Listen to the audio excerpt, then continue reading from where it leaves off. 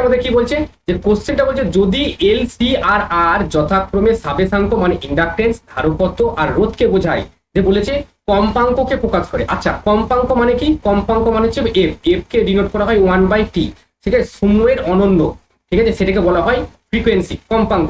এবার আমাদের দেখতে হবে যে এদের মধ্যে কার মাত্রা কম্পাঙ্কের মাত্রার সাথে সমান, তার মানে এদের প্রত্যেকটার মাত্রা আমাকে জানতে হবে।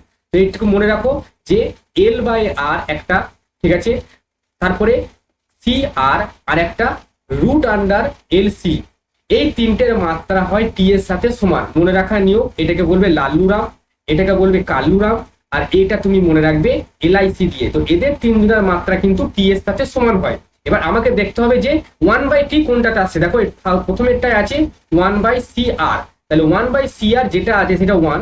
দেখো সিআর এর মাত্রা দেখো এখানে টি বললাম, তাহলে এখানে টি বসালেই দেখো এটা ফ্রিকোয়েন্সির সাথে ম্যাচ করে যাচ্ছে, তার মানে অপশন এটাই আমাদের কারেক্ট অ্যান্সার। এল বাই আর এর মাত্রা কিন্তু টি, সি বাই এল এর মাত্রা এক্ষেত্রে টি হবে না, আর এলসির মাত্রা কিন্তু হয় না, রুট এলসি হলে সেটা টি হতো।